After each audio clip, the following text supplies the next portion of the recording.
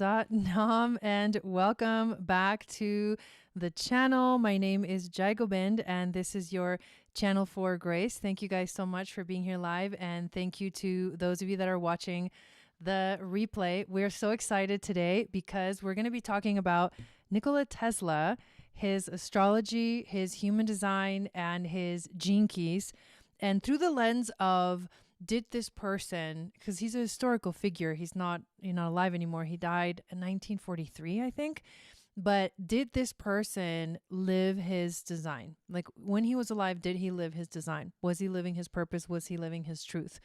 And the reason that we are doing these shows with Ashley, welcome again, is because we are doing this as a promotion to the new course that we are going to be launching literally, like, is it next week or the week after that? Because I'm like, it's been coming up so fast. But the course is called Aligned by Design Business School. And it's a 6-week class where we are going to take you through the process of basically discovering all of these things that we kind of show you in this broadcast. Like, what is your vocation? What is the best environment for you to work in? What's your brand? How should you market yourself? And how do you activate prosperity? All of this is in your gene keys. All of this is in your chart. And that's why we're so excited to talk about this historical figure, Nikola Tesla, but also introduce you and share all the information about the class. So I'm going to do a quick screen share to show you a little bit of where you can find the information. If you want to go and check it out while we're talking, I highly recommend it, but we're going to go over this in detail at the very end. So essentially you go to the description of the YouTube video. We'll have this link, and it's channelforgrace.com is my website. And all you have to do is find the tab that says Business School. But essentially, what the website shows you is the 6-week schedule, describing in detail everything that you're going to learn. Let me read the description about the brand real quick. So week 4 is the week where it brings your work out into the world. Through your brand sphere, astrology, and human design, you clarify what magnetizes people to you, who your ideal customer is, and how your brand is meant to be expressed. You'll also explore timing in business, learning when to launch, share, or pivot using transits, progressions, and aligned timing practices. Rather than forcing visibility, you'll learn how to attract the right people through authenticity, clarity, and resonance. That's just one of the weeks, but the whole schedule is on the website. Also, what makes this specific course different than other business courses essentially is because we're tuning into the idea that you literally are the business.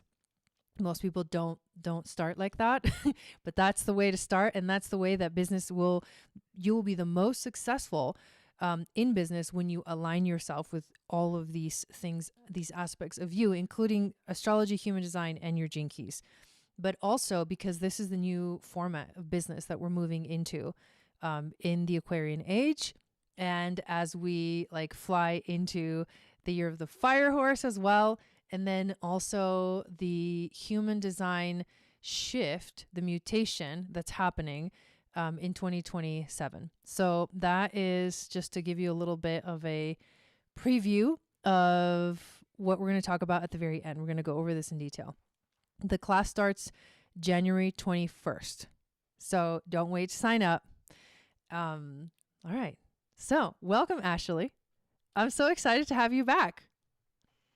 Yay, I'm so excited. Hi, everybody.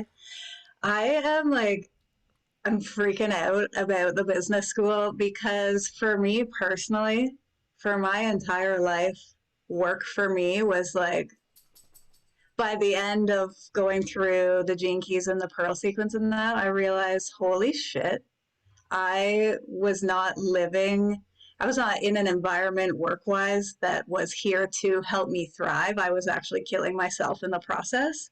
So when I finally realized, oh my God, I'm not supposed to be doing this. And when I started to shift towards being in the right environment, my the biggest thing being my pearl, like finding out what naturally draws prosperity and abundance to me just blew my mind. So I can't wait for people to experience this because like outside of the work that Jai and I do, like when I've done readings for people, they're like, what is my purpose? And I'm like, oh my God, you need to know this is this. And it's going to be so amazing for you. And I'm also super excited to talk about Nikola Tesla because this man has blown my freaking mind. I know, I know. So I think it was maybe like a week ago where I've been thinking about him for a while of using him for the show for a while. But just it finally hit me like, okay, I think we need to read his charts. I think we need to dive into this. And as we've been doing that, it's like, wow, he was Mm-hmm. an incredible human being.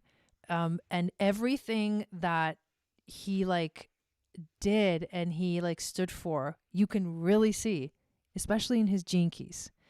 Mm-hmm. So yes, I mean the story of Nikola Tesla is crazy itself. He's like such he was very eccentric. He was a very eccentric figure of his time. Definitely like I think he came from the future, you know what I mean? One of Yeah. those people. And there's a lot of very interesting like facts about him. For example, just to throw one out there, that he told people that he was communicating with like aliens, with like ETs, extraterrestrial beings, that gave him the downloads for all of his inventions. So if you know who Nikola Tesla is and you're here watching live, or if you're watching the replay, let us know in the comments if you are familiar with him.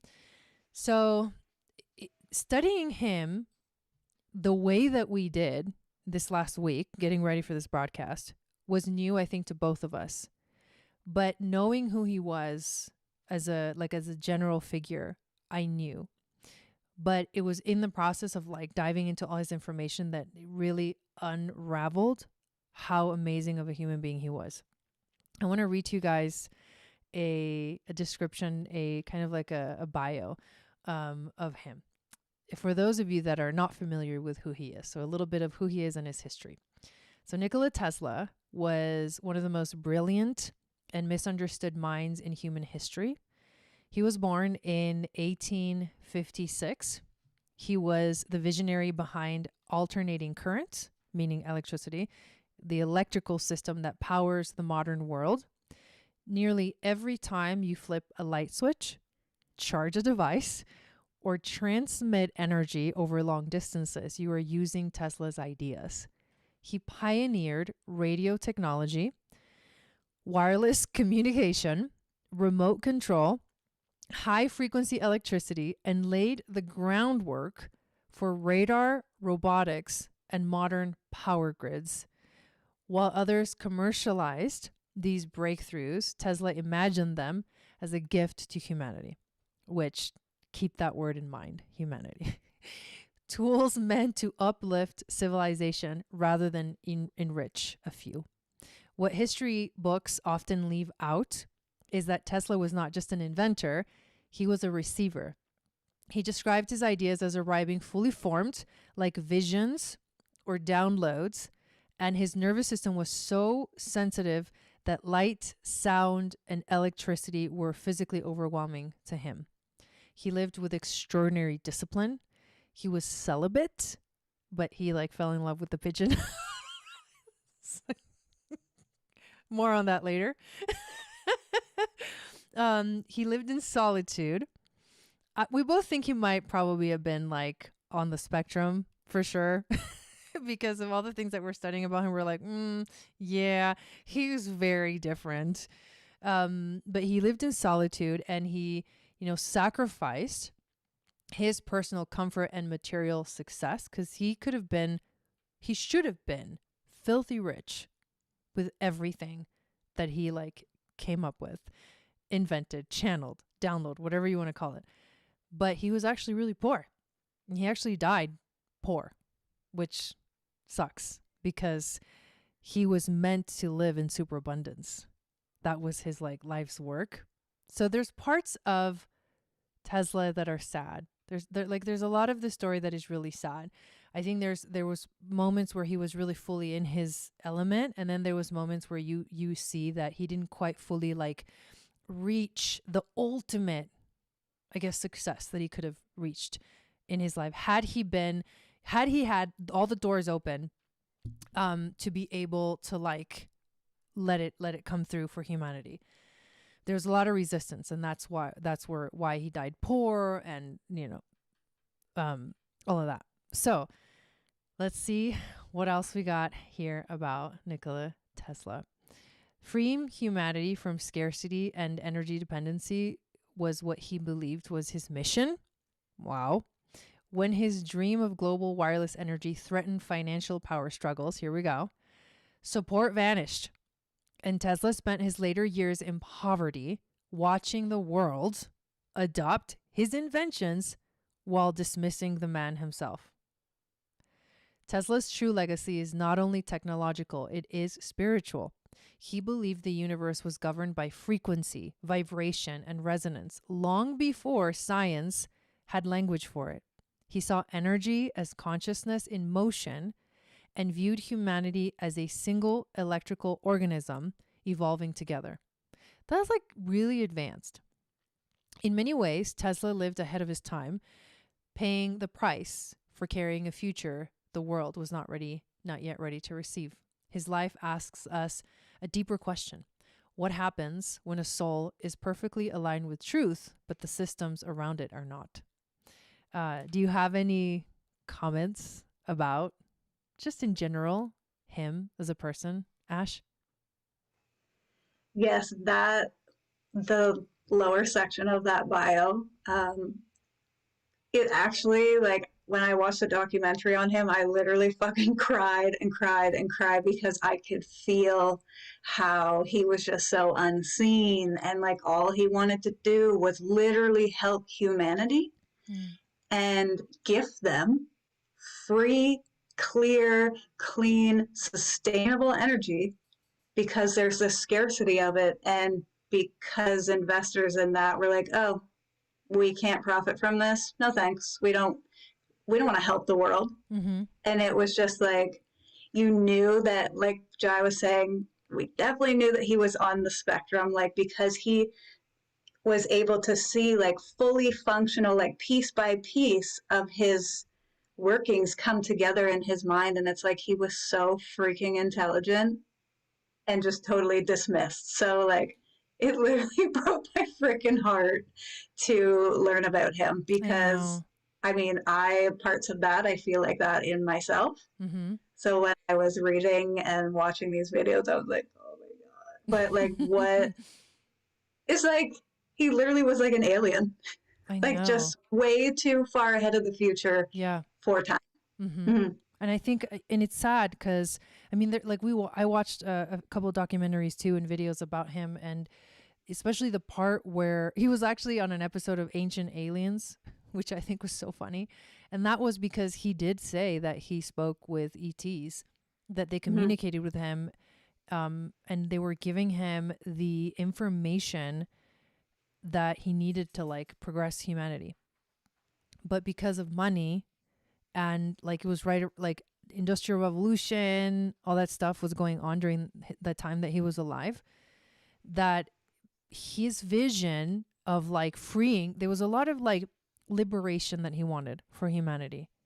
And because he wanted to do this, like it was a very heart-centered frequency that I think he was tuning into. Like, all of us deserve this.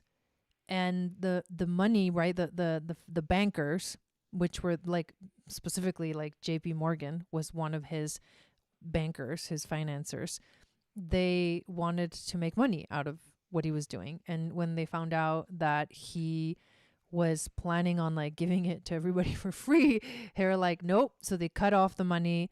They destroyed the tower that he was building. And that is crazy. That specific part about the tower, I can't remember the name of it. If you have the name. I think it was called the Wardcliffe or the Wardenclyffe Tower or something like that. Yeah. Yes. So it was this giant tower that was supposed to give like basically wireless, like free electricity to everyone using the ground as the conductor, Mm-hmm. not the cables, which is what we see now is the system of like, you know, the cables and um the whatever you call it, the poles that they use. Like all that electricity is not very efficient when Mm-hmm. it comes to like what he was capable of like doing and what his vision was for electricity. So one of the things about that I want to share before we dive into his astrology chart is there was a part in the video that showed a map of the entire earth, and it showed that his vision was to that there were specific locations that these towers needed to be in order for the whole earth, for the towers to like communicate with each other, and in order for the entire earth to like have this electricity. And the minute I saw that, I instantly thought of everything that I have learned about ancient Atlantis, the fall of Atlantis, the nodes of the planets, the chakras of the planet. I mean, I think he was literally tuning into how they did it. And he would have freaking figured it out if he had had the resources to actually do it. So he had the spirit, he had the vision, he had like the driven what's it called, the motivation, and he just didn't have the resources like for that dream to like fully unfold. So let's dive into his charts and like see what we saw in his charts that we thought were like super super interesting. And if there's other little facts that you guys want to share in the chat or in the comments, feel free to do that as well. So let me share the screen and put up his astrology chart so we can analyze it. So what we did is basically we sat with his chart and we tuned into what are the things that draw our attention to his chart. So one of the first things that we both basically noticed is where his Chiron is. So he happens to have Chiron in the sign of Aquarius, which Chiron is known as the wounded healer in astrology. And wherever you have this is where you have your core wound when it comes to the astrology chart.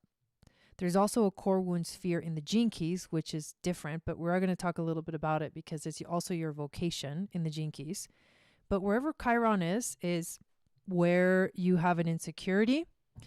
It's also where you are like, there's a fear. It is the one thing that you really came here to heal, the one theme, the one core theme. And you work on it through your whole life. When we turn around 50 years old, we have the Chiron return. And this is kind of like a completion of that journey, or like a big part of like the full wisdom that comes in of the wound. Like you still work on your wound for the rest of your life, but when you turn 50 after the Chiron return, there's an aspect of it that becomes wisdom lived or earned through experience. So Chiron in Aquarius, the insecurity would be like, I'm too different, you know, like the insecurity would be like, no one truly sees me, you know. It would be, I'm a weirdo. Who has Chiron in Aquarius, like in their chart? Let us know. It's also being so, the reason behind that is that Aquarius is so future oriented that it's like way ahead of its time. And so he was a weirdo to the people around him at the time. My husband Don knows a lot about Tesla, and he said that he used to like have people come over, and he used to like show, like he would entertain people, and he would like shoot electricity out of his hands. There's a story about him inviting Mark Twain over, and he had this like new thing that shocked your body, but then it also, the side effect was like it made you shit right away. And so he had he's like, Mark Twain, he's like, here, check it out. And Mark Twain actually wrote about this. They had to go like running because it literally shot out of his ass. And I just want to say that because he was actually really funny. Like there was a humorous side to him. He was kind of like a clown in a way. So all of these things, it's like people probably were like, "You're a weirdo, dude. You know, you're a weirdo." So there's an insecurity that lives inside of him. He felt different. He felt like not accepted. What insights did you get from his Chiron in Aquarius? Well, again, I mean, I don't have Chiron in Aquarius, but I am Aquarius sun. And I very much like I feel the wound, even though like technically in my chart that's not my core wound, because like my whole life people have been like, what the fuck are you talking about? Like, or you are such an old soul, like you were born way too, like you know way too much, like that kind of deal. But the being shunned and not understood is a very painful thing to feel. And then I believe when I was looking at my chart, like I think it's in the 10th house, which is Yes. like his like career and life path in the way. So like constantly you can see everything he was doing out in the world for his business and all his creations was shot down, shot down, shot down. So just like this poor man being like, I have so much knowledge that literally wants to do what the Aquarius wants to do, be the alien, here for humanity, technology, want to heal the world. And then to have that core wound there, it's like, you could definitely feel moments of like total discouraging, like the times he would isolate, because it's like, well, what the fuck's the point? Like, Mm-hmm. all Mm-hmm. I want to do is help. Mm-hmm. So that was literally the first thing that I seen was his Chiron when I pulled up his chart. Just like, Yeah. and maybe it's like because I have like emotional authority or whatever in my human design that like I feel it painfully in my body. Mm-hmm. Mm-hmm. Yeah. Yeah. Yeah, so that was major. The other thing that really drew my attention to his chart, well, for one, he has a grand square. That's one thing. Like his nodal axis, he's got North Node Aries, South Node Libra, which essentially means that he came here to like do things himself. Aries North Node is like your destiny is to discover that you can do it on your own. The tendency is to be codependent. The tendency is to like fall back on like, oh, I can't do it. I need this. I need other people around me to like help me through this. But the goal, the mission is like you learn that you can do it yourself. And it's an initiation. Aries is the first sign of the zodiac. So it's like a new beginning. He was like an initiator in that way. He's gonna do a lot of new things that have never been done before, also. Because like your drive and your motivation just takes you directly forward and it's unique. So that was his nodal axis. But then he's got his midheaven is in Capricorn, and then directly across that is his Sun and his Venus in Cancer. And this is literally a grand square. It's a cardinal. It's a cardinal grand cross, which means that whenever I see a grand cross in a chart, this person's life is going to feel like challenge after challenge after challenge. And his life was definitely like that. Like progress, but also like difficulty, and then progress and success, and then like difficulty again. And it's just a constant going. And it's like the reason is because the squares are the ones that are pushing you to act. So he didn't come here to like sit back and relax and enjoy the show. He came here to be the show, basically. No, but he came here to like really fully like live like fully. And you can see that. And if anybody has like a grand cross in their chart, you probably feel this way. It's not easy to have it, but because you're constantly being pushed to evolve, pushed to evolve, pushed to evolve. And that relating, the fact that the nodes are part of this grand cross is why it's even stronger in that sense. But two interesting things coming off of this grand cross.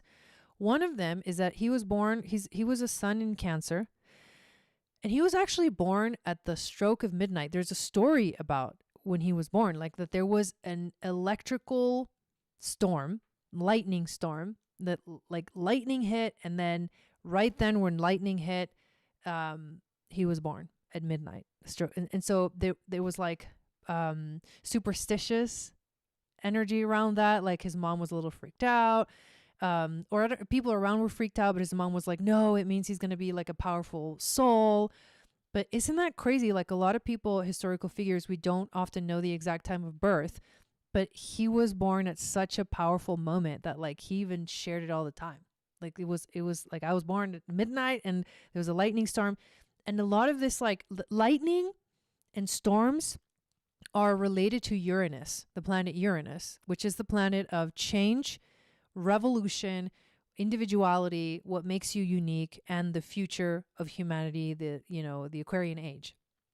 And so he was very Uranian because his main thing was all about electricity. So having Chiron in Aquarius, like there's so many of these like little links around it.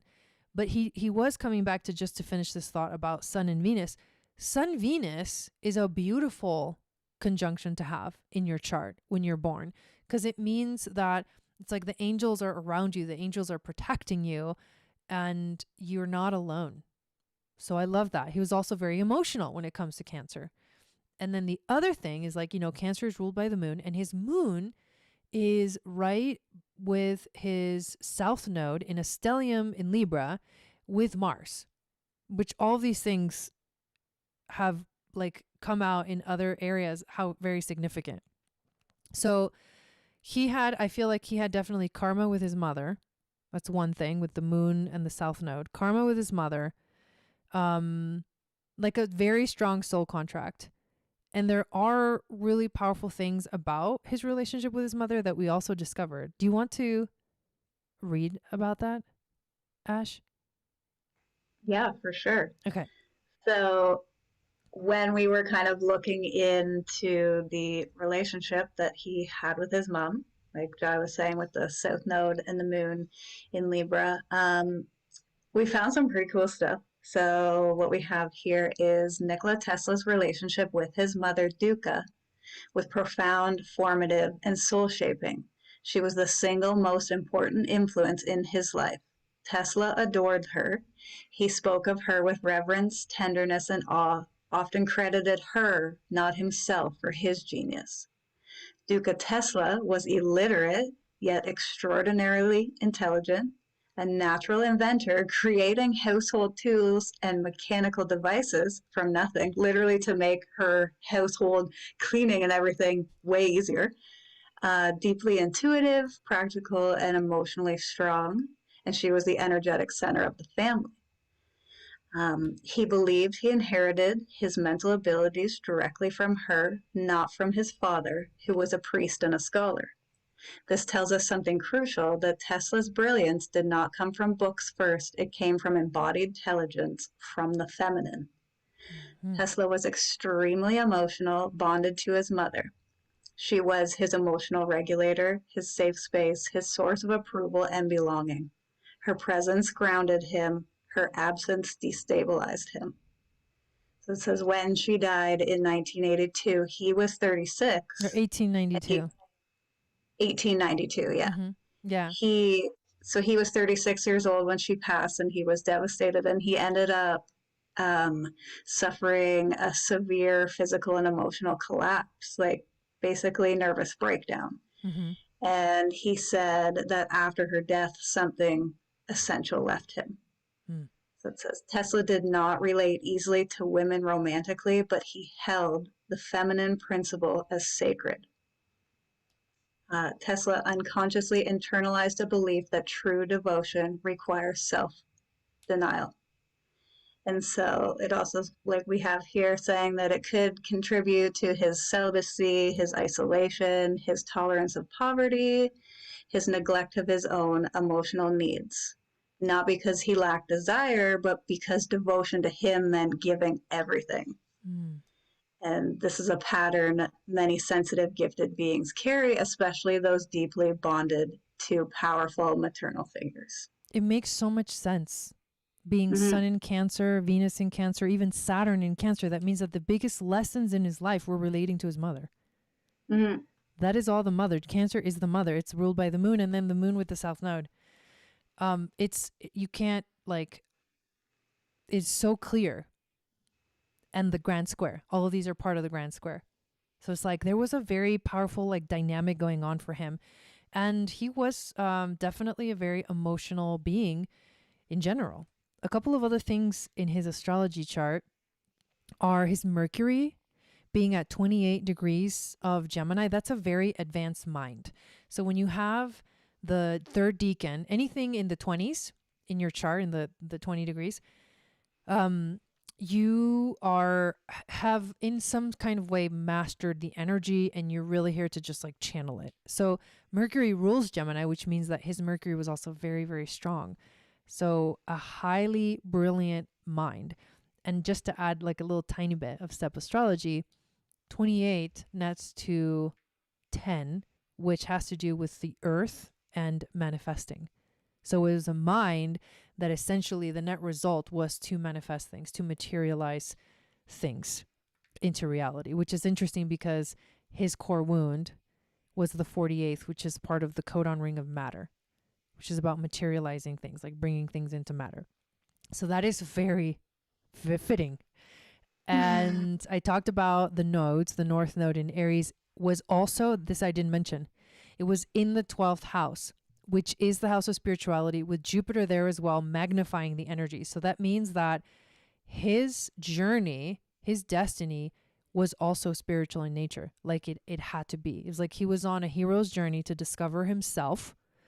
He had a lot of karma and soul contract with his mom. And that was the Libra South Node, where he was so emotionally bonded and emotionally attached to his mother. And that whole weird aspect of like, he didn't have a partner, but he did. He wasn't like, he was heterosexual, but he was celibate. Like he was like, there was something interestingly, a little awkward, I think, about how his relationship with the feminine was. So very, very interesting in general in his chart. And his Uranus, this is something I didn't even notice till just now, was in Taurus. So Uranus is in Taurus right now. It's getting ready to move into Gemini. But what has Uranus and Taurus been doing? And this has been going on since 2008. Or 20, hang on. When did Uranus enter? I want to look it up right now. I feel like something about something A. I could be wrong. I think it's 2018. Sorry, brain fart. But while I'm finding this out, basically, what this means is that what made him unique, because when we look at, 2019. Yeah, 2019. Okay. So what makes him unique is that essentially his Uranus came here to shake up the world. Like he came here to like electrify the earth. Like, don't you think that's crazy? That's because we've seen that. Like Uranus in Taurus is like literal earthquakes, like shaking things up in the physical time-space reality. That was his signature. Yeah, it's a lot. Definitely a lot. Even just by looking at his astrology chart, he was definitely an Arcturus starseed. I think that when he was communicating with the ETs, he was communicating with the Arcturians, because his South Node is Arcturian. His destiny was aligned with Andromeda, which is the liberation of the soul. And that whole theme of liberation, which was he wanted to liberate humanity. His Uranus at 23 degrees of Taurus was not exactly close to Algol, but it's writing that energy of like the feminine. The Taurus sign has the Pleiades. It's got the Eye of the Bull inside that constellation. So all those things are significant. His Mercury was 100% very powerful. He was an Orion starseed. Like the mind, the thoughts, the downloads came from Orion. And he was also a Sirius starseed. In fact, his Venus was exactly on the Sirius star. So that means, and his sun, right? So that means that this is the channeling of the ancient Isis story and ancient Egypt, ancient Atlantis. Pegasus also strong in his chart. So, I mean, he had some powerful starseed markings for sure. So that was just looking at his astrology. So now let's talk a little bit about his human design. I was just And going to say before yeah, we jump away from yes. the astrology, the one thing that I noticed earlier today, I was also looking at his Uranus and Pluto. And quite a few years ago, I watched a documentary, and it was talking about every single time Pluto and Uranus come close to conjuncting, like the British Revolution happened, war happened, like all these like huge things in history happened. And so I'm like writing a list of all these major, like the revolution, whatever coming in. And then I just wrote Nikola Tesla. He literally, like, because you can see his Pluto and Uranus. And I'm like, oh my God, he was one of those things where Pluto and Uranus came together. And then, like, thinking of liberation, I immediately am always looking at Pluto, and then bringing it into Taurus is like bringing this craziness into the earth, like bringing it down to the earth. Yeah. Yes. No, I love Mm-hmm. that. And also bringing it through the earth, from the earth. Mm-hmm. Because like Yeah. his whole system was that it was like the electricity would, the current would run using the earth as the conductor. Mm-hmm. Because he was like, the earth can conduct the electricity. We just need to build the towers to like let it flow between different locations on the planet, which is 100% like the ancient Atlantean system that they had of communication with each other, where the whole planet is like, where you see like, why is there ancient megalithic stones in different areas of the world that look exactly the same? In Mm-hmm. Egypt, in Peru, like I'm talking about everywhere, there's these ancient megalithic sites that all look like somehow, and the same figures on the walls, like they look the same, they're portraying the same things. How did they know when they were all like in that far away from each other, supposedly? And it's because they were in communication. The whole planet was in communication at one point, and Tesla knew that, and he had the vision of bringing that back to life. And it's so sad that he didn't get to fully like fulfill it.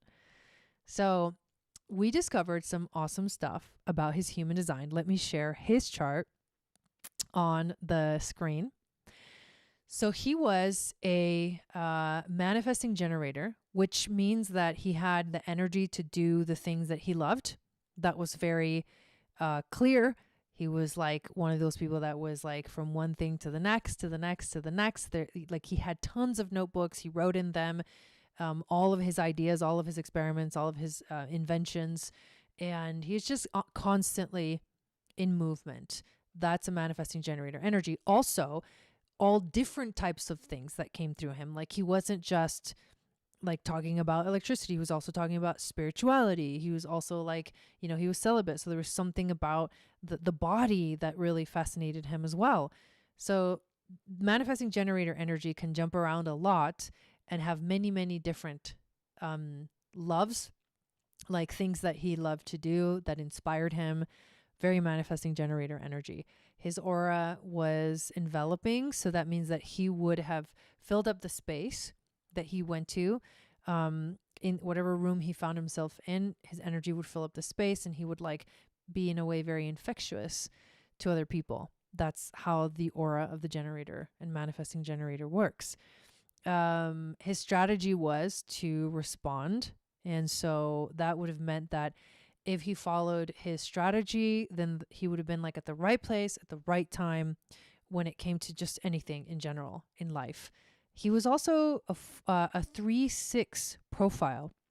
And the profile talks about it's a way that you kind of function in the world. It can also be considered a little bit of personality, but it's really like the trajectory of your life and how it functions and how you like evolve.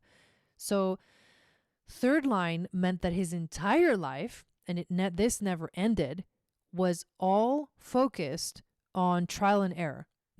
This is so funny because he experimented with all the stuff, like literal trial and error in the scientific way was what he did. But that means that he was going to be constantly making mistakes and then having to correct his mistakes, having to like get back up and, fix things. And that constant process was what gave him so much life experience. What I like to tell people with a third line in their profile is that their soul chose to have a full life, which means you need to experience all of it, wanted to feel all of it, experience all of it. And then eventually this experience becomes wisdom. And the sixth line will activate after around like 50, between 50 and 60, where he steps into like a teacher role. He becomes a teacher. So he was definitely here to live a full life and to become a teacher. But he was the martyr, right? So the third line is the martyr, which means there was probably some times where he felt like the poor me, where he was like somber or kind of depressed. That when you become the martyr is when you feel like, how come everyone has it right and I just keep fucking up? How come like you feel like a victim? So it would have meant that a lot of times in life, maybe not always, but there would have been some times where he did feel like a victim. But essentially he became very, very wise, and at the end of his life, he became the teacher. He also had emotional authority. And we talked about his sun and Venus in Cancer and his moon conjunct to South Node, which is all about the emotions. Ashley has emotional authority. It's also called solar plexus authority. So you want to share with us what he would have experienced? Because, well, tell us about what the authority is and then how he would have experienced that or embodied that. Okay. Yes. So emotional authority is literally riding this wave of highs and lows, and then you kind of like level out and you have these moments of clarity. So like with emotional authority, when you're like super high or like manic, you don't want to make a decision there, but also when you're in the low, you definitely don't want to be making like big life decisions there. You really have to give yourself time and level out. And in that moment is where the clarity would come. And when I think about Nikola, it would be those moments where he would almost have to withdraw or he would be in isolation or whatever. Those were his leveling moments of clarity, where like the whole image, the whole map, the whole basic blueprint of what he was trying to create was coming out. And so like when he's like he's trying to share what he knows, when he's like super, super excited about, oh my God, like I could do this thing. And he's trying to get money from investors and stuff. And it's not being received well or portrayed well. So it's like, then when he withdraws, it's like the whole map just comes in front of his head, and then he starts to create what he sees. And then that's when people kind of come in and they're like, oh, this guy might be onto something, maybe we should try and give him a little hand and see where it goes. But emotional authority is like riding this crazy roller coaster of emotions and learning to never make the decisions in the highs and lows. Yes. And then what's so interesting about his chart about this emotional authority is that the channel that defines his solar plexus is called the channel of openness, which is part of individual circuitry, but it talks about how his life would have been a life of passion and following his feelings, but his lesson would have been to wait before acting or speaking, being patient. And the more patient that he would have been, the clearer his emotions would have become and the more powerful and influential he would have been. This channel of openness is people who are here to have an impact on others through their unique emotional expression. They can be as charming as they can be ferocious. This is a manifesting channel. These people generally need to inform others before they release their emotions in order to avoid arousing anger and resistance. They are not interested in bonding with others as much as finding an opportunity to express themselves. So he really needed that ability to express himself emotionally. But seeing all of the emotional placements in his astrology, this makes perfect sense. It's also known as like a selfish individual channel by design.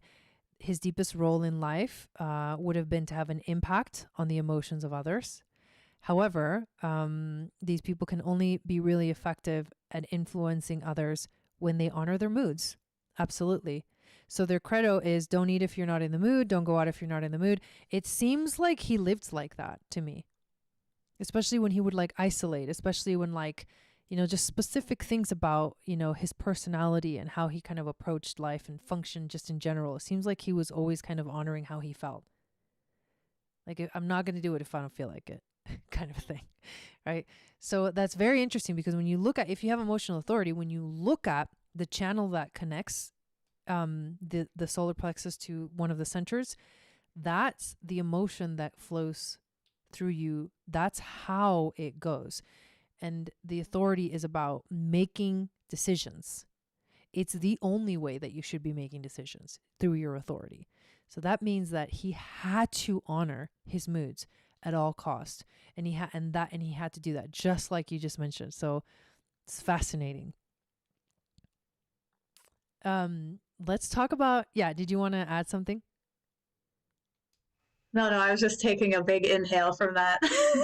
Yeah, totally.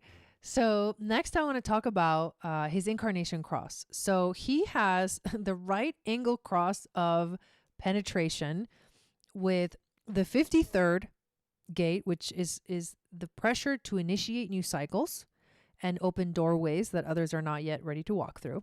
So it's like beginnings. 54 is the drive to rise, transform circumstances, and turn raw potential into worldly impact. The 51 is the capacity to awaken others through catalytic, sometimes disruptive breakthroughs that shatter complacency. It's the gate of shock, actually. So he was here to shock people, to initiate people into like awakening. And he does have the channel of initiation active in his chart, which means that that was part of his mission. And then he's got the 57th gate, which is about deep moment-to-moment instinct, because it's in the spleen, that shows what is correct before the mind can explain it. So like clarity in the moment. He did have a defined spleen, so it was like clarity in the moment. He needed to wait to see how he felt about things, but he had clarity, like piercing clarity, and inner knowing. So the description of someone who has this right angle cross of penetration, also being a right angle, meaning that his soul came here to have an adventure, not necessarily to work on karma. He gave himself the choice to heal past life karma or not. And for a right angle cross, it feels a little bit more free to walk around the earth and like, you get to choose your own path, choose your own way. But the right angle cross of penetration, if anyone has it, let us know in the chat, is here to cut through stagnation and initiate humanity into new stages of awareness and evolution, often by introducing technologies, ideas, or experiences that radically disrupt existing systems. Excuse me, what?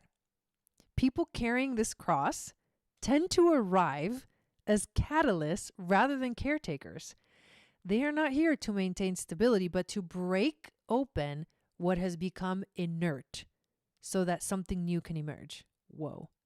Their life path often includes sudden breakthroughs, social resistance, misunderstanding, and periods of isolation, because their role is not to be comfortable or widely accepted, but to pierce the veil of what is known and usher in what is next.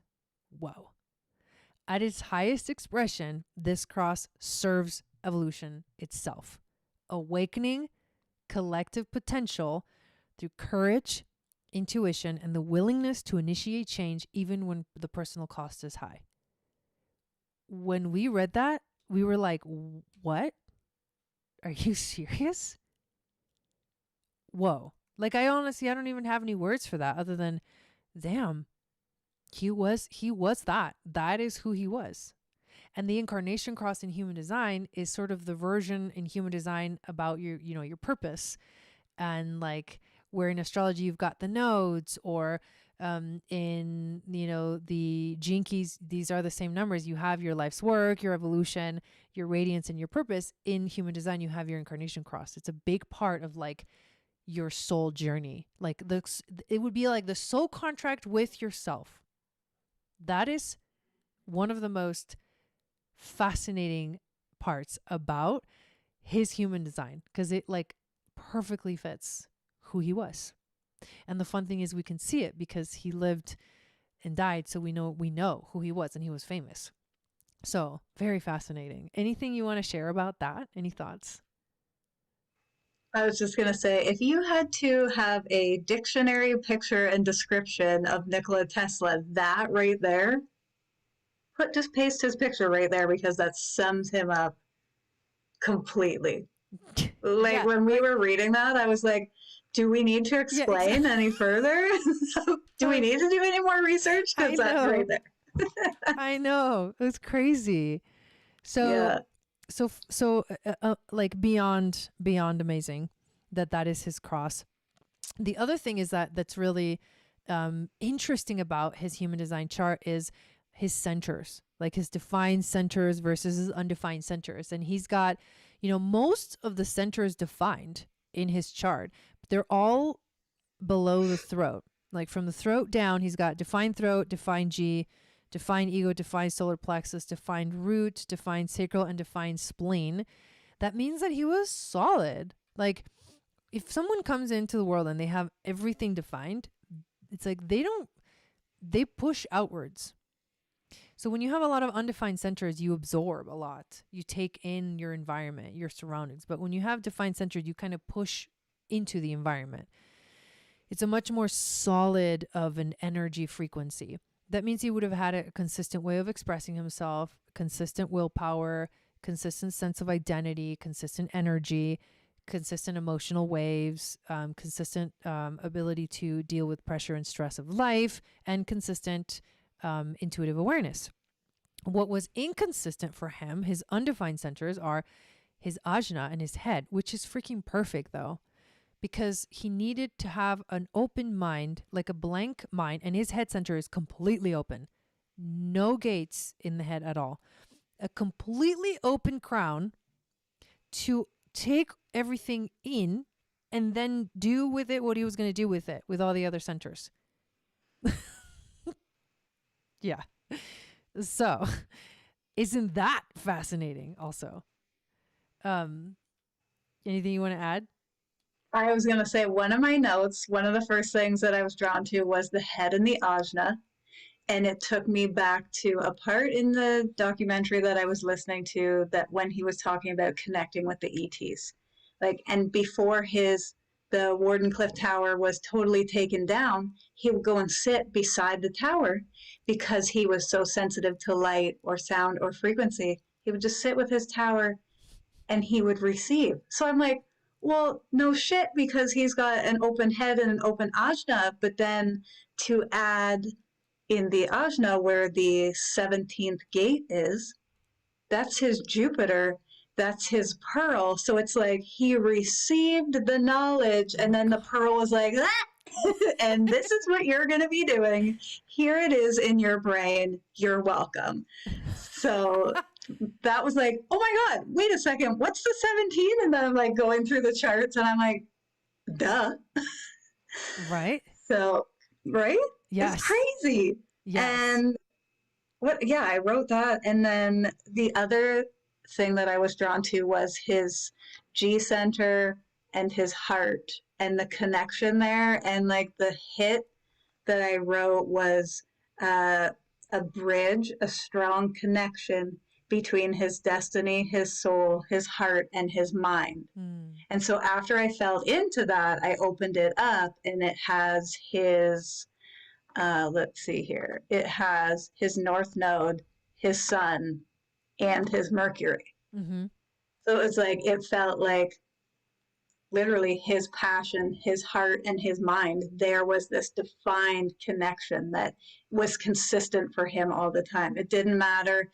Honestly, even though he lived a life of no one understands me, he still knew. Like, he was solid as an ox. Like, I'm not deterring from what I know Mm-hmm. because this is so like strong in my body and strong in my mind. Mm. So that was another one that was really um, I was really drawn to. Mm-hmm. And then the last one, and you can probably elaborate off of this one. He has the 23rd gate. Mm-hmm. And so that's like part of the channel that you and I have, the 4323. Mm-hmm. And so what I was kind of feeling about that is like, so I wrote a note and I wrote, because I believe that there's a line with that that says genius to freak. Is that not ours? Or Mm-hmm. am I thinking of a Yes, different one? Yeah. that's So I definitely. wrote genius to madman because he didn't have the 43 to translate his epiphanies and insights clearly. Mm. So it was like, and maybe that felt like an emotional thing as well, like riding that wave, like the thing would come in, but it was never presented at the correct time. So that's what it feels like to me to not fully have that channel where with that full channel, it's like I have the insight and I know how to say it Mm-hmm. properly, Mm-hmm. anyways, or Yeah. in the right timing.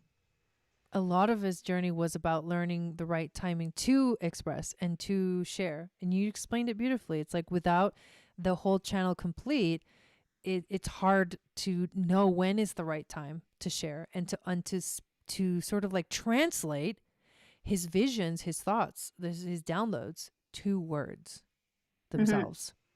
Yes. Yes. It says here about the 23rd gate, which is called the gate of assimilation. People whose recognition depends entirely upon the timing of when they speak and their use of language. These people are often misunderstood and treated as outsiders, hence the keynote genius to freak. Their expression Mm. can be totally out of place and socially inappropriate. They must learn to eliminate intolerance by waiting to be invited to share their knowing clearly. So, yep. It's Mm. so interesting to have, he had such a he needed that because he needed to allow the downloads to come in, a fully open mind. And he also needed like everything below the throat to be like active and strong, so he would have the energy and the ability to move and the self security in like knowing that, oh, I'm going in the right direction, this is exactly what I want to do, so I have to do it. And like he was super focused. But yes, because it's there's also in his chart there's a triple split, which has to do with like how different parts of you communicate with each other or not. And having triple split means that he had like three sets of centers that were connected to each other, but not to the whole of the chart. So the throat and the solar are connected. So that would be like emotions came through his throat. Like he just said how he felt. He was like, Mm. he's like, this is how I feel, this is my mood. And he would like always like just be in a good mood or a bad mood, and depending on that he was like doing this or doing that.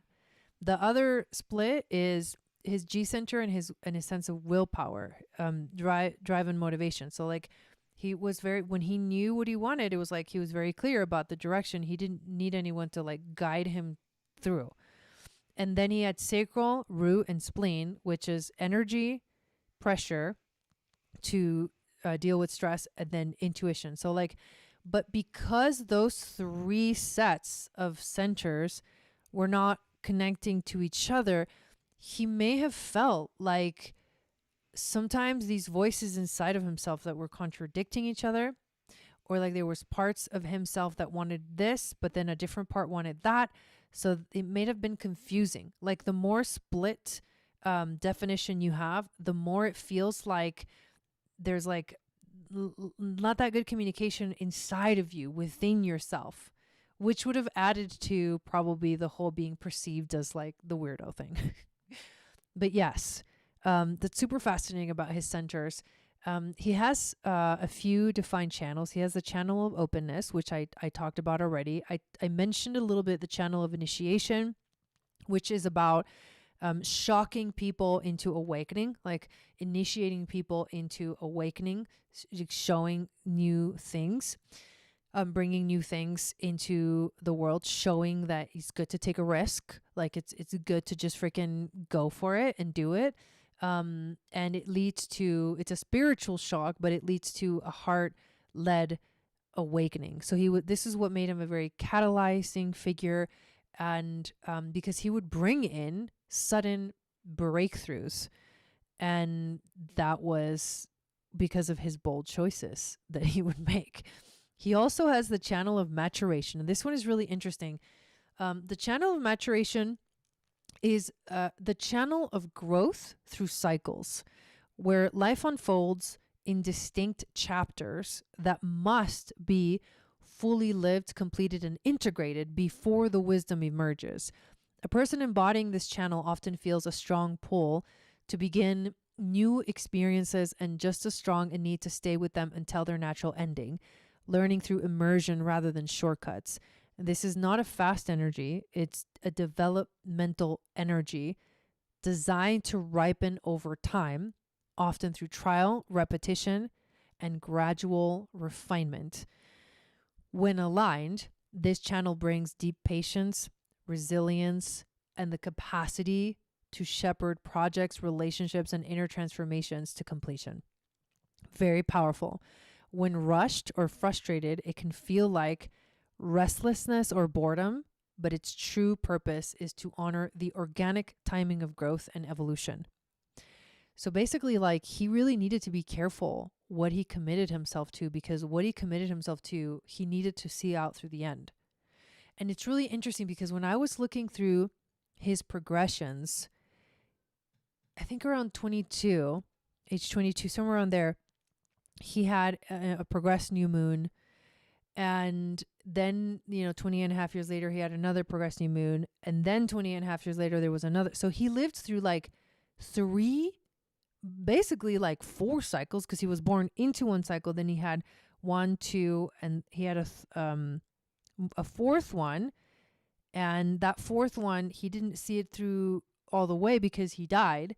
But there was 4 different cycles that he literally like it started, and then 28 and a half years later reached conclusion, and then another one and reached conclusion. I just thought that was so interesting.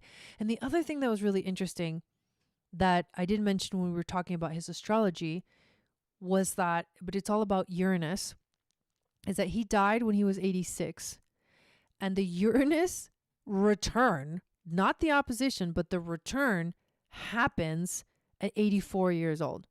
So he literally lived through his Uranus return, which is essentially the breakthroughs, the very kind of like electric energy that he brought in through his inventions, through like actual electricity, like that was his main thing.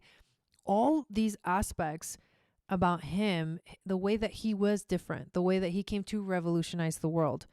He actually lives through the return of that story, meaning he probably felt there was some kind of completion to his life before he died.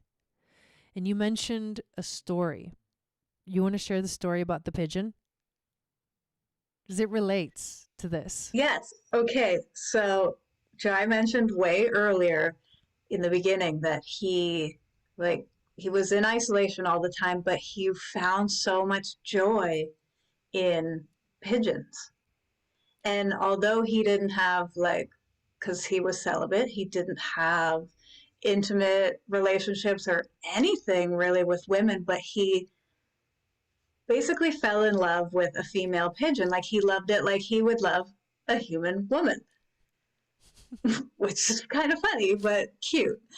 And when the pigeon died, he felt like that was it. His life's work was complete, which is like so crazy.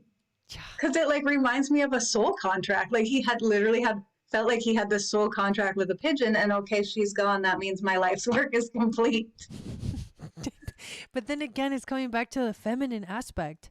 His relationship with that feminine side of life was something he was constantly like working on at the same time that he was doing all this, you could say, very masculine things. like creating inventions and working with electricity, and all of that just feels so active and alive, and the feminine is very receptive. So there he was very deep. He was a deep person. And now that I think about it, another freaking crazy part about his story is when he was a kid, he had a black cat as his family pet. And one day he's out and about and he pets his cat and an electric shock. And from there, that's where he was like hyper focused on what was that and how do I create that. So, like, it was his black cat, which is like more feminine, that he got zapped by and was like, okay, well, now I'm obsessed. I'm going to dedicate myself to figuring out where this came from, how this came about, and how can I give it to the world. So that was a really cool story as well. Yeah, and that reminds me of the Sphinx, the cat energy, the Sphinx, and the fact that he had the Sirius starseed activation with his Venus and his Sun. And that is connections, yes, to goddess Isis, but ancient Egypt and the Sphinx specifically. Again, the cat energy, which is the feminine energy. Mm-hmm. Wow. So that was his completing cycles. Like his whole life was about completing cycles. So that's why I wanted to share that story, because it was like he felt it was complete. And it just fits Mm-hmm. this description of this channel of maturation. And he's got one more channel, and then we're going to go into his gene keys. The channel of transformation. This is what made him like really ambitious, instinctually ambitious. So he would have been, driven to improve his circumstances while intuitively sensing which alliances, which paths and opportunities would truly support his long-term success. Someone embodying the channel of transformation is often highly motivated, which he was, but not blindly so. So he carried a deep, almost animal level awareness, because this is the spleen to the root connection or channel. So an animal level awareness of what will endure and what will fail. And they shape their growth around that knowing. So he would have shaped his growth around that deep instinctual knowing. So this energy was not about like an ego desire. It was more about evolving through strategic commitment. So the sad part about this is that he didn't fully have the support and the resources, because what he was doing was so ahead of his time that it was like there was like a wide array of like what people thought about it. But the investors that, took away the support would have kind of messed with this energy in my opinion. But he could have built, like he came to build something that could last across time and generations, but he did. So even though we didn't get the fullness of what he could have done, we did get like our life. Everything revolves around electricity. Everything. You know what I mean? So it's like, so he did do it. I feel like he did fulfill this, but he could have brought way more than what we have so far. And that is very powerful. Also, there's an aspect of this channel that when aligned, it can bring out a lot of perseverance in a person. It can bring out a lot of loyalty and the ability to master the material world, but be in service of a bigger purpose.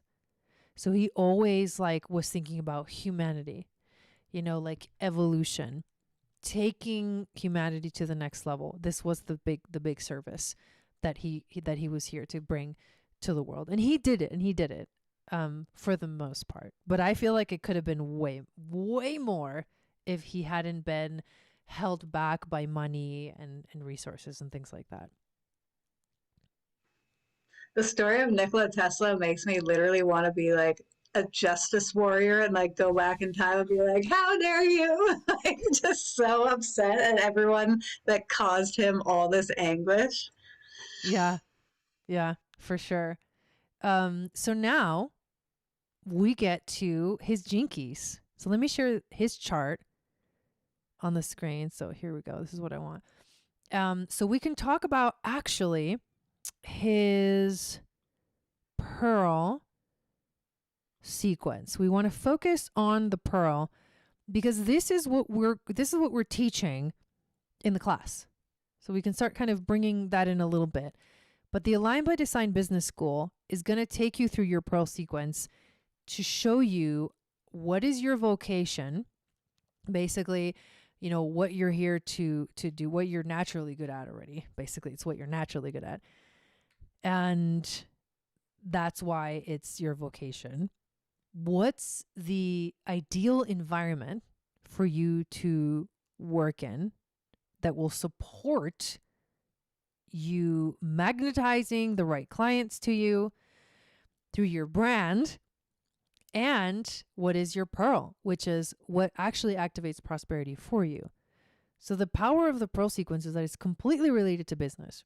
So let's take a look at his spheres here and what information we gathered about it and what we think is really interesting.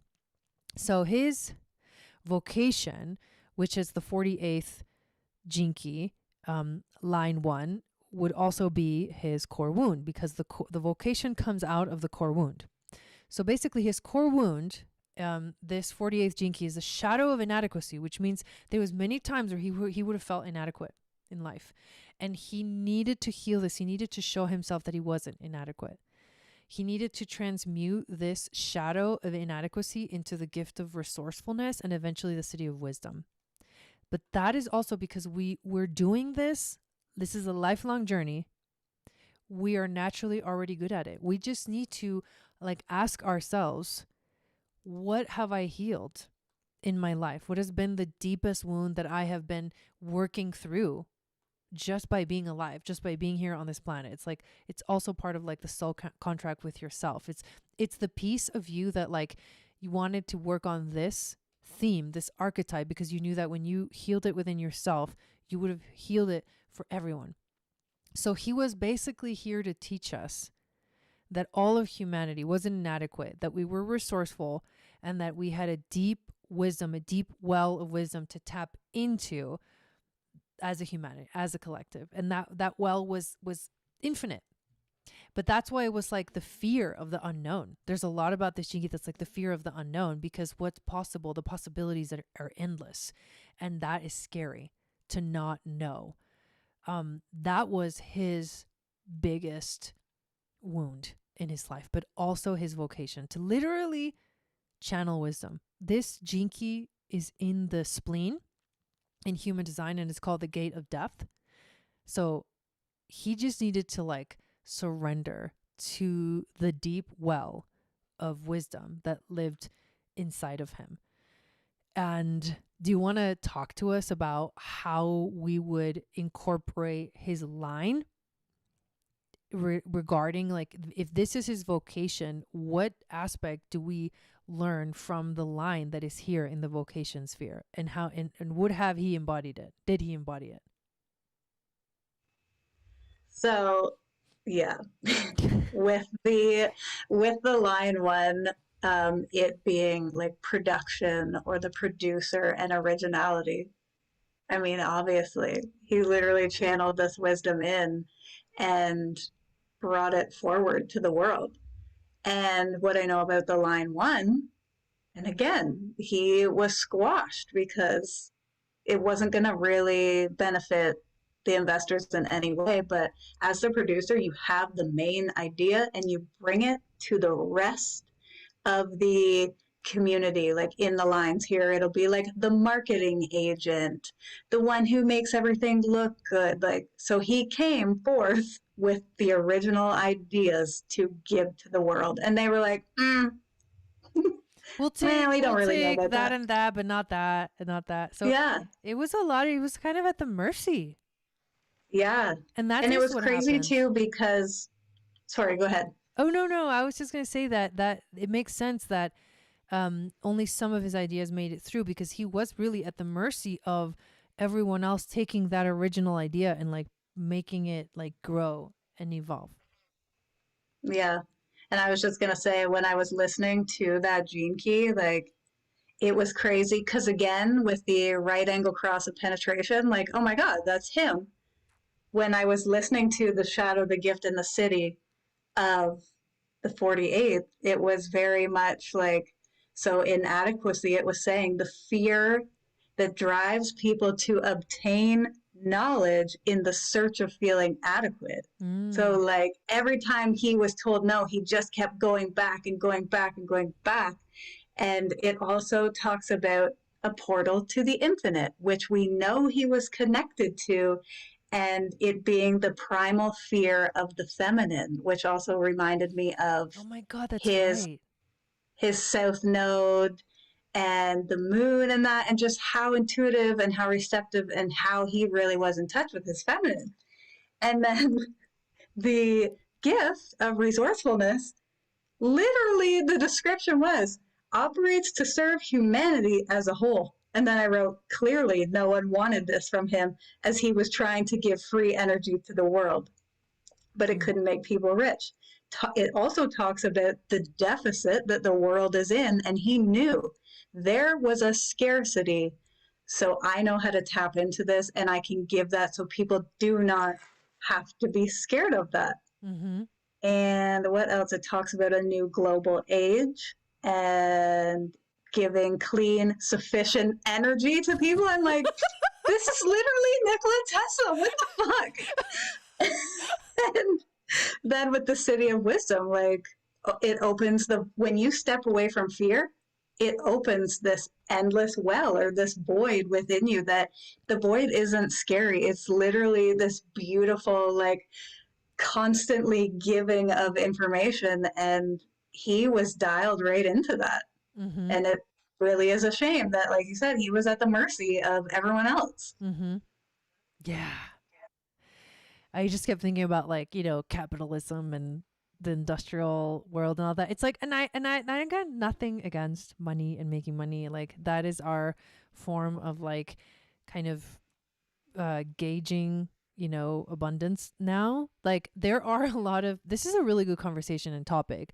The whole aspect of, like, a lot of spiritual um people, teachers, leaders are like, they kind of reject money. This is something that you've talked about. Like, you had this, like, rejection of, like, abundance of money because you're like, I don't like the energy tied to it. I don't like the history of money. I don't like that part of it. But being our language of, gauging whether we are successful or not, it's very, the word I'm looking for is, it's tricky. It's a tricky Mm-hmm. thing. And he was just at that time where the whole money thing was, like, blowing up massively. So it was Yeah. just, like, yeah, unfortunate, I guess you could say. Mm-hmm. Um okay.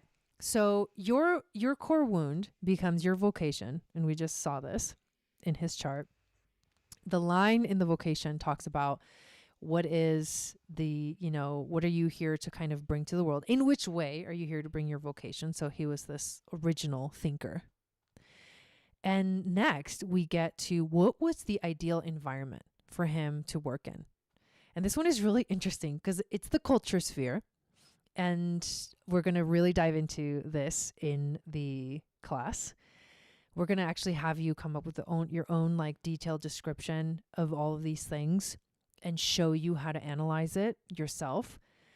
But for him, his gene key of culture here was the 36, which goes from the shadow of turbulence to the gift of humanity. Remember, I said keep that word in mind when I read in the beginning his bio. And it goes to the city of compassion. This one is interesting because the 36 gene key or gate lives in the solar plexus center. So it's an emotional one. So the 48 is in the spleen, the 36 is in the solar plexus. So there's a lot here about emotions, feeling emotions, expressing emotions. And turbulence essentially talks about how there's a part of us that is always seeking, and I know this energy very well because I have the 35th gene key, which connects to the 36. It makes the channel of transitoriness. The 35th gene key is my sun. I can actually show this in the visual just on the so 3536 is a channel that goes from the throat to the solar plexus, and it's the channel of transitoriness. The 35th is the shadow of hunger, the gift of adventure, and the city of boundlessness. And the 36th is turbulence, humanity, and compassion. So the two shadows, turbulence and hunger. When you are searching for something in life, you're hungry for it. The shadow holds you in a place where like that hunger never gets satiated, and it just creates turbulence, turbulent emotions. You know, what you want is to raise that frequency to adventure and humanity. And essentially this whole dynamic here talks about how we learn to be compassionate, you know, with each other, because we learn that we're kind of all in this together. We're all having these experiences. We're all learning how it is to be in this physical time-space reality. But the key is to not get lost in that shadow of hunger or turbulence, because it'll create a frequency that is disruptive to life in general. So when we're looking into the sphere of culture and talking about, you know, environment, for him, it would have meant that the best environment was a place where there was compassion, a place where there was like humanity. And if it was ever emotionally turbulent, he would have not been able to like focus. He would have not felt comfortable. He would have not felt secure in that environment. He needed a place that was like emotionally engaging, but also taking into account everybody, like not just me, but everyone. And this is interesting because we can also bring in, I'll have Ashley talk about the line, but we can bring in also the idea of his human design environment, because in human design, you also have an environment. And this is part of putting it all together, is part of what we're going to do in the class. But in human design, he had artificial shores. So someone with an artificial shores environment is going to thrive in spaces where the natural and the constructed meet. These places that can be like cafes, studios, cities, by the water, transitional hubs, or any setting that feels like a threshold between worlds. And there was also information about, like, part of the history was that some people think that he was involved in the, you know, that ship that they were trying to make disappear. I don't know why I can't remember the names of this. Is really famous experiment. But it was like a military thing, and they were trying to make the ship disappear. And apparently what I read was that he was involved in that. But instead of making the ship disappear, they like become invisible. They actually made it go into another dimension.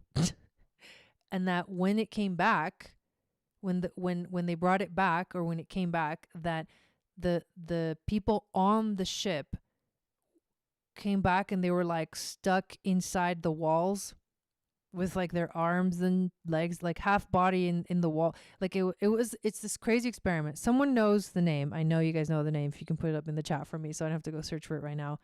It was the Philadelphia experiment, something like that. Anyways, that he was like a part of that. And I only brought that in because of this artificial shores and this concept of like interdimensional travel.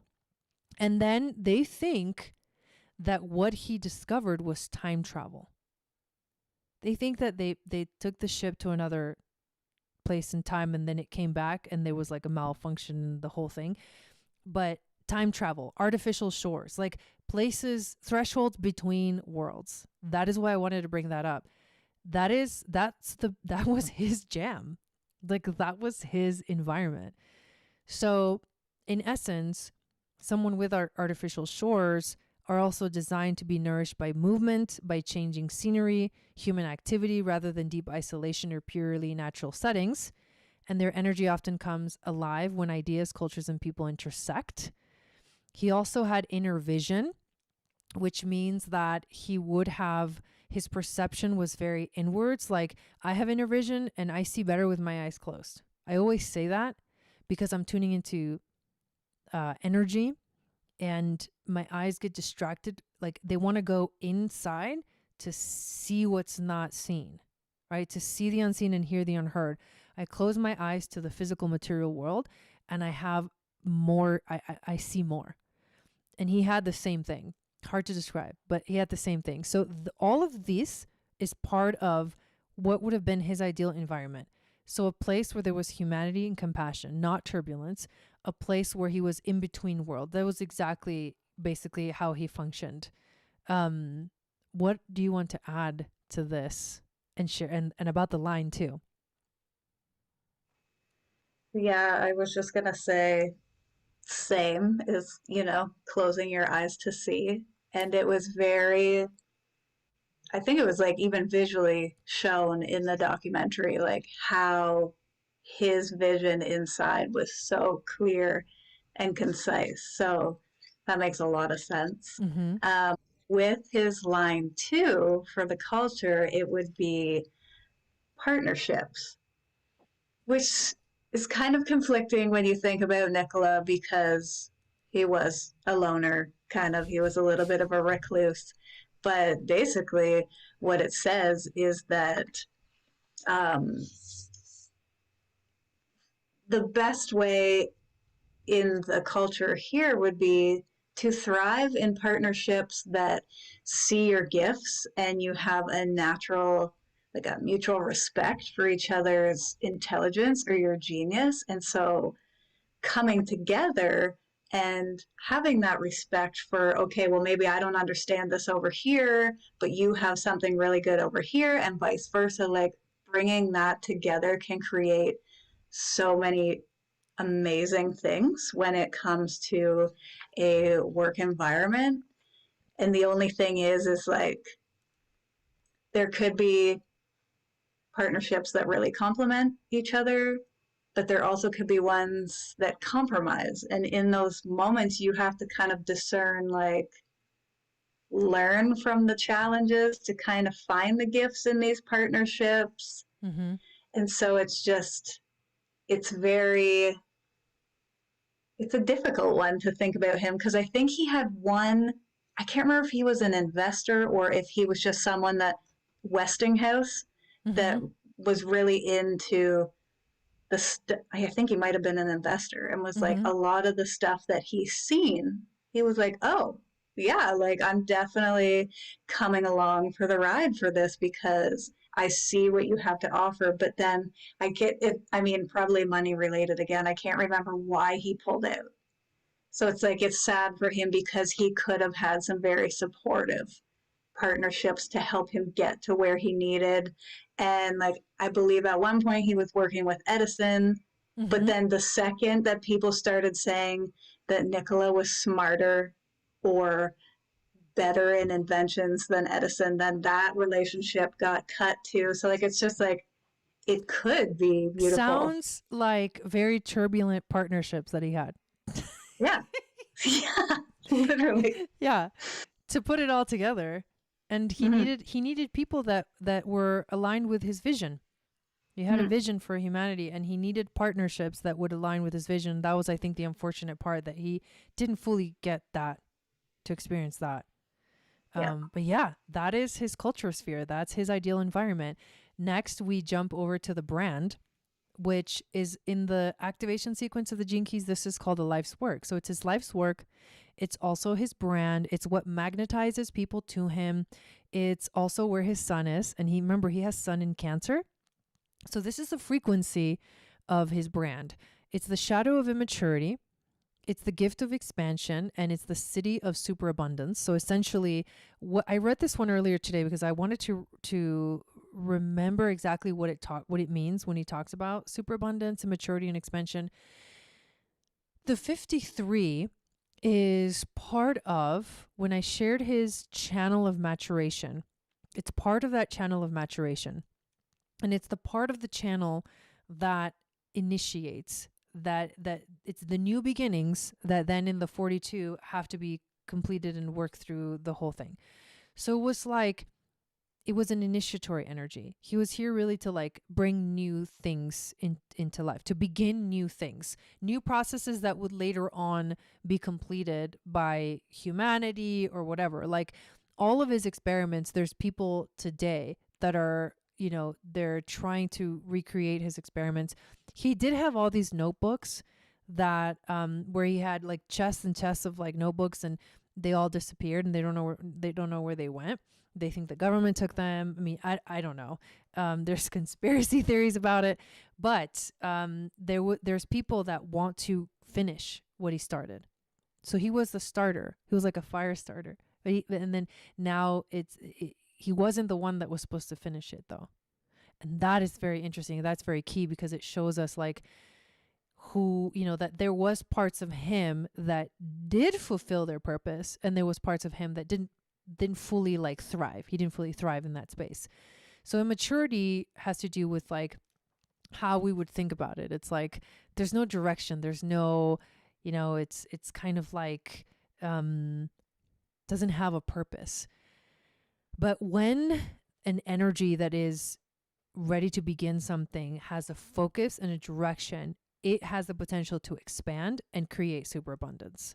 And that is what it talks about. So he had the potential to have superabundance in his life. But again, some of these things he didn't quite reach the fullness of what he could have manifested by, you know, being alive, being here on the planet. There is an interesting connection here, which is in the line. And the line is line 3, which is all about humor and pleasure. So the way that he really had to sell himself, and when I say sell yourself, I don't mean in the modern way that we use, like I have to sell things and market and sales and things like that. I mean, you're naturally selling something. It's who you are. It's your frequency. This sphere is very much connected to that. He was here to make people laugh. And I know that he did, like the story I told about Mark Twain, like he did make people laugh. He did entertain people. He did bring humor into like everything he did. I just think that people saw him as immature. And that's why there wasn't full support for him. Just my 2 cents. But what do you think about this brand sphere? It's a very, like, I don't know. It's a different one. Like, it's just a couple things that I had for it was, yes, you were talking about the humor with Mark Twain and that, but like having many starts, but not very many finishes. So that would kind of like pertain to the immaturity that people would see and the crazy experiments, but like the bold risks that were so chaotic to investors, like they just really didn't understand it. And like I also think of, again, with like autism and that they are so freaking intelligent, but 9 times out of 10 they come out looking like the class clown or something. So yeah, like with the immaturity there. And then when I think of like super abundance, like he could have, I mean, truly, there is super abundance because of him. Mm-hmm. But Yes. if he had that support, then it could have been not And that he maybe, cared yeah. about money, because he And didn't care about that. right. Like he just wanted to give whatever, but he could have had the potential to have like so much abundance. Mm-hmm. And maybe it's like he was beginning that story. He didn't get to finish it, but like maybe he was beginning the story, and that means that he did fulfill his mission. One way to look at it. Another one would be like he had the potential for him himself to be super abundant, and that didn't happen because he literally died poor. If you're talking about money in the sense of abundance. I was just kind of navigating through some of these gene keys, but let's get to his pearl. And the pearl sphere in the Gene Keys talks about how prosperity becomes active for you in your chart. For him, it was the 17th Gene Key, line 6. So the 17th Gene Key goes from the shadow of opinion to the gift of farsightedness and the city of omniscience. So this one talks about basically like, we know what opinion means. You know, it's like having opinion is fine. Everybody has opinions. But when you're able to see the bigger picture, that's when your opinion turns into a gift. This is part of an energy that speaks of improving the world. It's the understanding circuit. And the understanding circuit, collective understanding circuit, is like we see what doesn't work. And so we also see how to fix it. So it's like coming up with solutions to things that aren't working. So opinion comes in and says, I see this isn't working. And this is how I feel about it. This is what I think about it. But farsightedness goes, I can actually see the vision of like how this can become better. So opinion, just for opinion, sometimes it's not well received, but bigger perspective is better received. And omniscience is basically like the all-seeing eye. Like it talks about like literally the eye. Like they describe this one as the eye. So it's like a deep inner knowing, seeing the unseen, hearing the unheard. That's another big theme. This is in the ajna. So it is about mental energy, at least being able to, a way of processing information. Those are all things that come through with this. So the way that he would have really fully activated prosperity for himself is to get out of opinion into farsightedness and omniscience, to actually see the bigger picture, to see beyond what was there. So whenever he was like too opinionated about stuff, that was not the right vibrational frequency to activate prosperity. So this is an interesting one because we know he died poor. And we know that the money was a problem. But we also know that it was outside forces that kept him poor. So that's why he was at the mercy and of what was going on historically during his time. But what do you think about this gene key? And maybe you can share about the line. Yes, for sure. So a couple notes that I wrote. I actually wrote for the shadow of opinion. I wrote, opinion to me doesn't feel bad for him, but it does at the same time because he had his opinions about making the world a better place. But in rejection, maybe he could have come off more bitter. Like the more he was rejected, the more bitter he became. So his opinions became really like just not from a good space. Mm-hmm. But then I also wrote, but it also is the feeling of comparing yourself to others, which then what almost like represses your own power.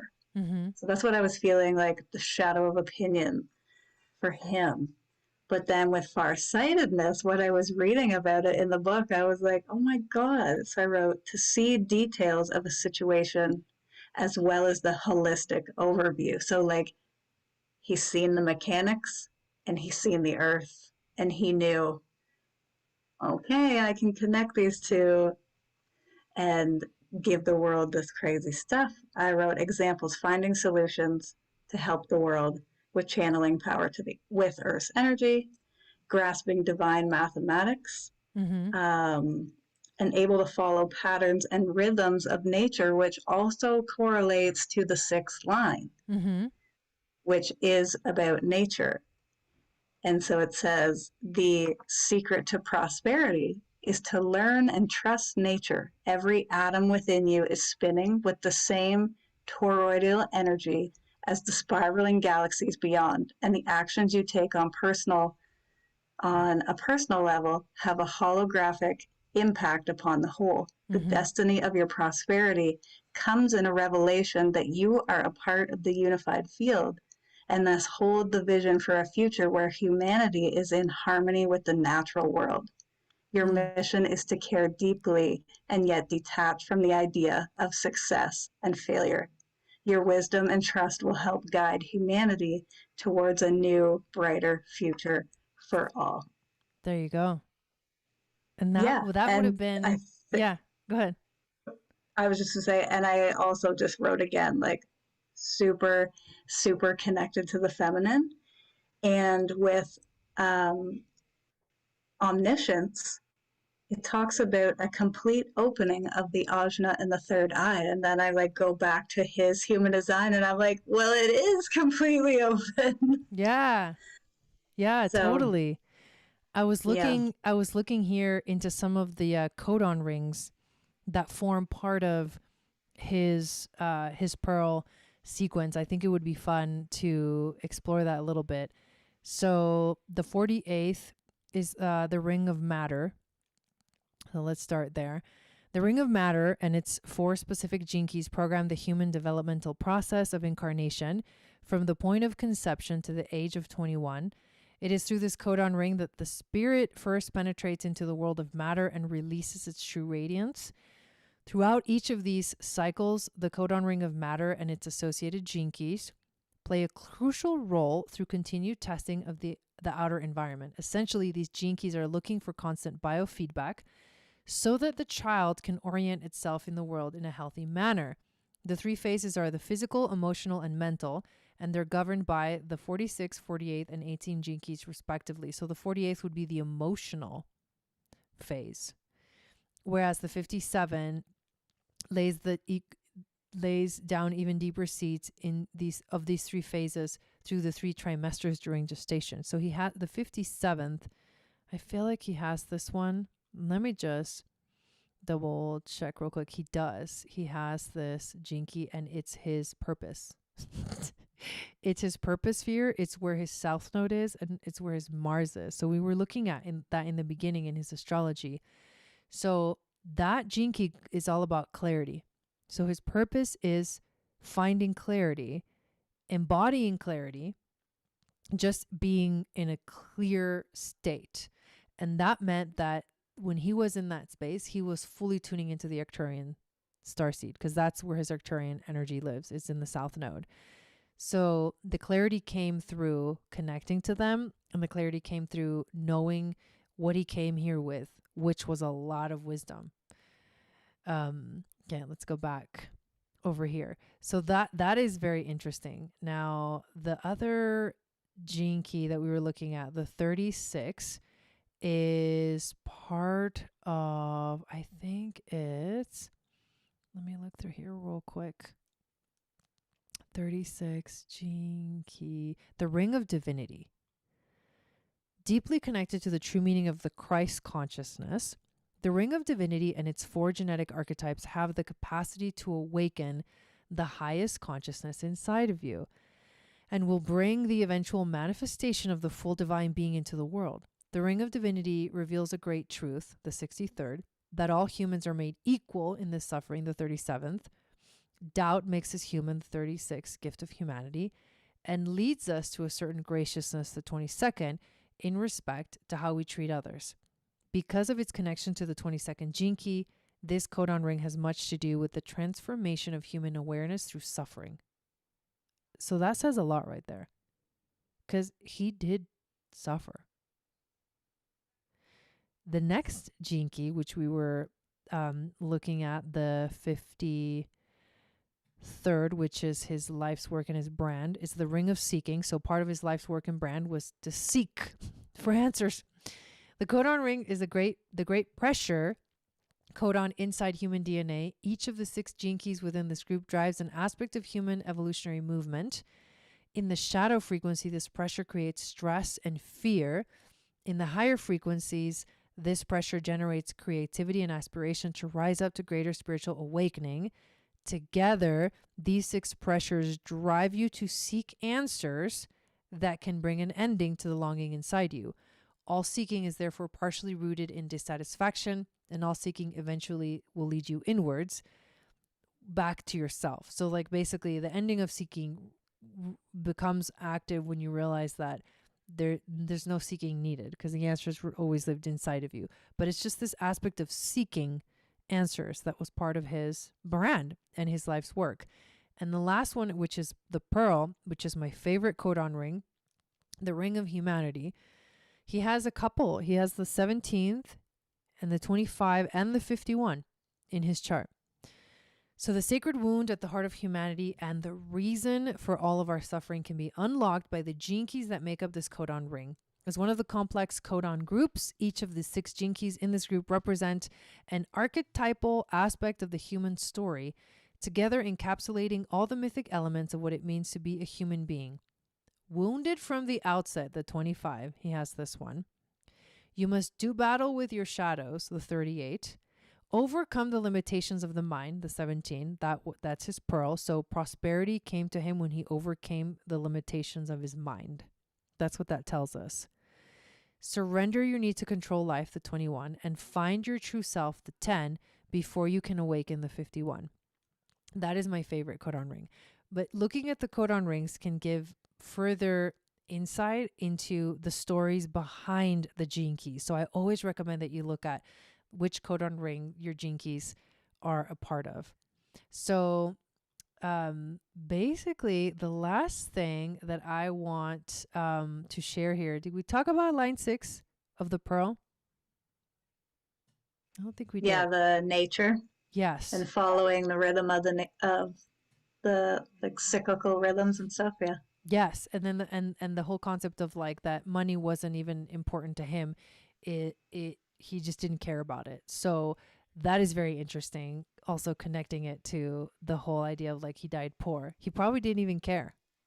So after looking at all of this, what do you feel about, like, what would be your final analysis of him? Like, did he live his purpose? Did he live his mission, his vocation?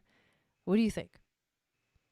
I would say 1,000% yes. Even with all the hardships that he endured, he still was consistently devoted to his path and what he came here to do. It didn't matter if people thought he was crazy. It didn't matter if anything. He was very devoted to fulfilling his purpose. So I personally think yes, he I do did for too. sure. Yeah, I do too. And it's funny because you would think, oh, he didn't, there's a couple of moments where we said he didn't fully reach the potential. But then again, there's other aspects of his chart that say he didn't need to. That wasn't actually a big part of it for him. And that was the key also. So maybe he did. And we're just over here like wishing that he had a little bit more of like resources and to be able to do more. It's almost like it's weird, but I feel like I miss him. Right? Yeah, Yeah. I missed him. Like, and I miss him now. Like, I wish he was still alive, and I wish I could like talk to him and like see all the things that he did. I get that feeling about it. So maybe that's part of like his mission too. It's like he still continues to inspire people to this day. So he's like, he's infinite. He's immortal in a way. Well, and think about, yes, he started things, but there's people in the world now that have continued on his Yes. his knowledge or his teachings or his legacies. And if he had never initiated that, then who knows if it would have fully come through. So maybe he did come here to do that, and maybe that means he did fulfill his mission. It's amazing. Just overall learning about Nikola Tesla, seeing all these different dynamics in his chart, like analyzing his way, his like mode of like being in the world and expressing himself in the world in that very Capricornian way where like you go out there and you share, and whether you're recognized or not, he went out there. He put himself out there. He was so passionate, so like you said, devoted to everything that 100% he was onto something major. And how beautiful for us as a collective, as the humanity, coming back to that word, as a humanity, to have experienced someone like that in our time. Because even though, not in our specific time, like it wasn't that long ago. He died in 1943. Like that is not that long ago that he was here.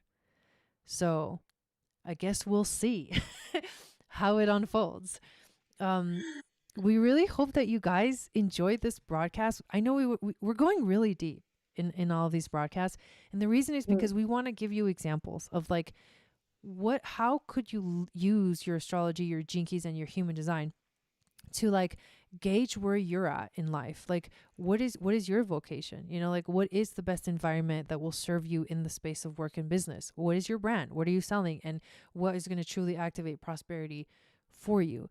And that is exactly what we want to teach you how to do. So to end, I want to now go over the details of the Aligned by Design Business School, which is the whole reason why we're even doing these broadcasts, so that you can see what's our vision in this. And I can promise you, this is one of the coolest things that we've ever created.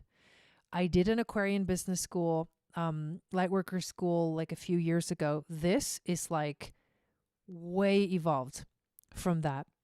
This is really truly like a kind of like a passion project, I guess you could say, because this is a question that most people ask me about. It's like business. So many people right now are like quitting their regular, boring 9-to-5s because they're ready to live their purpose.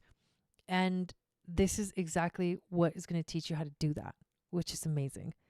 So the school is a transformational program for those of you that are ready to build a business that actually reflects who you truly are.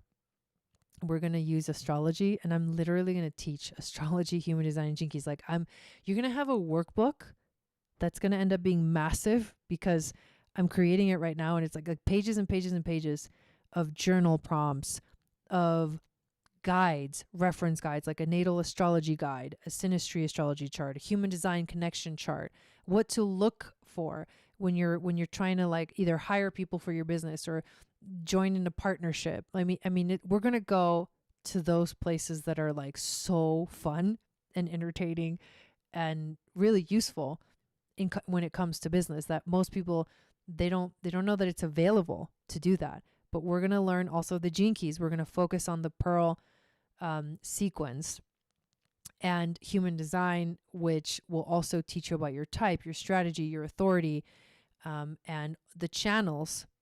We're not going to learn specifically the channels, but I'm going to give you like a whole guide of every single channel in the chart and what it means. I'm literally going to give you guys that. So it's going to be full of information that you'll have to continue using forever. But we're going to guide you to uncover your vocation, your ideal environment, your brand expression, your marketing style, and a natural pathway to prosperity that is specific to you in your chart. We're going to meet for 6 weeks working on all those themes that I just described, including learning, like I said, how to pick the right partners, how to compare your chart to someone else's, especially when it comes to business, because a lot of us are partnering up, working together in the spiritual, community, spiritual business. Because this is essentially what it ends up being. It's like your true purpose shines through. And so you activate your spiritual life, like your destiny, which I consider on the spiritual side of life. When you talk about destiny, you're talking about your spirituality. And so because it's linked to who you are, your soul, that's the spirit descending into matter. So knowing how to look at people's charts to see if they're in alignment with you, your business, your brand, your ideal customer, the right timing, secret to prosperity. I want you guys to read through all of these things on your own, so we don't like sit here and be redundant about it, but I'm giving you just the key points that hopefully will inspire you to join us. And the biggest thing of what makes this different is that we're doing this class on the basis that you are the business, that the business isn't something outside of you. Like it is you. And when you are fully living in alignment, then you will by nature activate prosperity in your life, so that your energy, your clarity, values, alignment are not separate from your work. They're actually the foundation of your prosperity. So we're not doing anything traditional. We're teaching you how to look at all your charts and pull out, and you're going to create a business plan with like your business name, your ideal environment description, your brand, your marketing, your best marketing style. We're going to guide you to like create a new, like a newsletter, part of the marketing that happens within business, a product or a service that aligns with all of your stuff. I mean, I could go on, but this class is going to be freaking amazing. Let me read if it is for you. So the school is for you if you want to build a business that reflects who you truly are. It's for you if you're ready to move beyond hustle, burnout, or one-size-fits-all strategies. It's for you if you're drawn to astrology, human design, and gene keys as practical tools for life and work. It's for you if you want clarity around your vocation, environment, brand, and prosperity. It's for you if you're willing to engage deeply and reflect honestly and do the work. It's not for you if you're looking for quick fixes or surface level business tactics. It's not for you if you want someone to tell you exactly what to do without self-inquiry. And it's not for you if you're not ready to take responsibility for your alignment and your growth. You have to be able to commit and devote yourself to you. That's the whole point. If you want to have a good business, you need to have a good you. Basically, you need to be in alignment. That's what we're missing. And that's what we want to teach you. The whole world of business is missing that piece. We're going to teach you that missing piece. So I can't freaking wait for this. There's information about us. Actually, next week, we're going to do a broadcast where we're going to look at each other's charts. The amount, the investment is $1,444. So $1,444. We just really loved that number. But also, it's worth so much more. There is payment plans available. You can reach to me directly, or you can use Klarna when you click on the purchase now link if you're ready to sign up. There's Klarna and Affirm, which are payment plan processing companies. You directly through the sign up page, or you can contact me directly and I can offer a payment plan that we have on our end, which would be directly through us. But either way, we're so freaking excited, you guys. And we hope that you're excited too. We start January 21st. I would love, what are you most excited about, Ashley, about the class? Literally watching people have that connection where they're like, wait a second, I have not been living in alignment. And that is okay because so many of us have been out of alignment for so long. And realizing that, especially with your core wound, which is then your vocation, I am bringing this forward to humanity, and it's something that I have lived with so deeply and so personally. And you think of it with your core wound as oh God, this is this horrible thing that has happened to me. But when you realize that it's actually you heal it for yourself to then bring it forward and do that for humanity, that part of you for humanity is it's so freaking beautiful. And I can't wait. And I can't wait once we're in there to share stories that we've experienced ourselves, just where our businesses have gone as we have stepped into alignment, basically. So I'm super excited about that. I know. It has really transformed. The reason I am where I am now is because I have chosen to devote myself to being in alignment the best that I can. You're going to make mistakes, it's not going to be perfect, but you have the potential to learn exactly how to stay in alignment and with the focus of business. So this is, I can't freaking wait either. So I want to thank you all so much for watching this broadcast. Please give this video a thumbs up, share it out on social media. Would love to get more people to just see this information. It was so fun to talk about Nikola Tesla and to view all of this from the lens of astrology, human design, and G-keys. This is really truly our passion. We are both projectors, Ashley and I. And like I said, next week we're going to be doing a same broadcast, but we're going to be talking about each other to show you like what type of teachers we are and what is our alignment through this whole concept of business, so that maybe you feel like we are the projector for you to teach you all about everything we know about this class. And also, again, thank you for being a part of the community. Thank you, Ashley, for joining me. Oh, thank you. This has been so much fun, and we really love working together too. We make a pretty good team. We'll show you guys some of the Yeah. things that we're going to learn. We're going to show you next week in the broadcast. So check it out. And thank you again. And we hope that you guys have a beautiful rest of your week. Happy New Year. I just got back from a crazy long trip and I've been catching up with everything. But if you have any questions about the class, if you're curious, just send me an email directly, jaigobind@channelforgrace.com. You can also send me a message through the Mighty Networks, our global community. That's where we're going to hold the class. If you want to get going with this, if you need some guidance, this is your chance. We're moving into 2027. We need more and more people to actually fully know what it means to be in alignment through business and find prosperity through something that you're going to love to do. So thank you. And we will see you guys again next week. Sat Nam.